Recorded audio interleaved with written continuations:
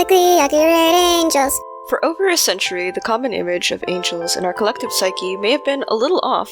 What we may see as a person with beautiful wings may actually be something that cannot be comprehended by the human mind. So join us this Christmas as we compile our biblically accurate angel series. When you hear the word cherub, chances are you're thinking of the cute little baby angels flying up in the clouds. However, they are quite far from this image. According to the book of Ezekiel, cherubim have 2 sets of wings and 4 faces, that of a lion, an ox, a human, and an eagle. They have hooves for feet and long straight legs. They also appear to be made of bronze as they gleamed like polished brass. It is known to be quite high in the ranking of angels, second only to the seraphim, though that depends on the different branches of faith. And they played quite an important role, as they were guardians of the Garden of Eden, oftentimes seen guarding the tree of life itself. So the next time you see a little baby angel somewhere, you know that there's more than one face that meets the eyes. Koffeine, or the thrones, are likely what you imagine when you think about biblically accurate angels. They are described to be 4 golden wheels, covered in spokes and multiple eyes, that surround and move with the cherubim. In this way, they are described to be wheels within wheels. They are thought to be the wheels of the Abrahamic God's chariot, and like the seraphim, would chant and praise God for eternity. They act as the throne's guards, and they also act out of divine justice, maintaining cosmic harmony and keeping universal laws, like a guardian of the galaxy, as it were. So in the off chance you see one and it heralds, "Be not afraid," what would you do? And more importantly, how much would you pay for therapy? The seraphim are perhaps the closest angelic beings to the Abrahamic God. They are often described to have 3 pairs of wings, but only use one of them to fly. The other 2 pairs of wings cover their face and feet. They are also described to be engulfed or made of flames, often seen as red, as they literally burn with charity and love for the throne. With that in mind, they work closely with the Abrahamic God, and so they need to shield themselves from the light and glory, and they must hide their feet from him because it's considered dirty. It is said that they fly above and circle the throne of God. They cared for the throne and would continuously cry out in praise, "Holy, holy, holy." They are considered quite high in the rankings of angels, given they work closely to the throne as caretakers. So the next time your significant other calls you an angel, ask them, what sort? Is it the seraphim? And should you light yourself on fire? If you've made it this far, please consider leaving a like and subscribe. It lets us know that we're doing a good job. Now on with the video. The powers are protectors of sorts. In some ways, they are warriors, safeguarding humanity and the cosmos from evil. From here, we're looking at artistic depictions, as many of them show them as soldiers. In some sources, they may appear with their shields and your average weapon, like blades and spears. They may be seen fighting evil, slash demons head on, or are called upon to fight the temptation to commit sins and vices. Similar to the virtues that inspire faith, the powers inspire courage to choose good over evil. In some sources, they are also known to be keepers of history, and they are also in charge of the heavenly bodies. So the next time you look up at the night sky, know that there may be an intergalactic war between good and evil, with these powers taking charge.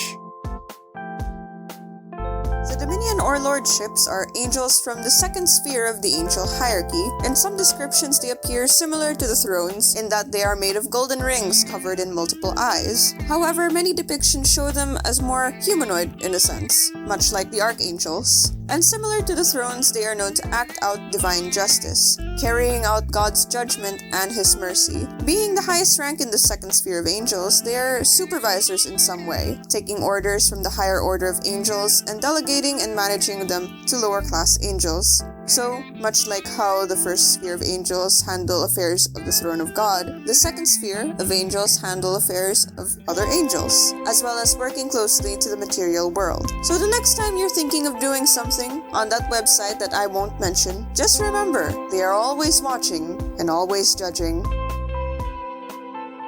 The virtues follow the dominions and work much closer to the material world than humanity. They are also referred to as the Shining Ones, but whether that's because they are literally shining or they act as inspiration for humanity and or the saints, that's uncertain. It's difficult to find actual biblical references for this, so I'm going off of artistic renditions and varying sources, but they also appear to be more human. Virtues are responsible for signs and miracles. They are supposedly done to encourage and strengthen faith. A little lighter than the previous angels' acts of divine judgment, they are the ones who carry out miracles that people ask of God. They are supposedly given the power to respond to these prayers. And similarly to the supervising task of the dominion angels, they are also tasked to oversee matters of nature, natural life, and the movement of heavenly bodies such as the sun, the moon, stars, and whatnot. So the next time you look up at the stars and watch the sky, who knows? You could be looking right at them.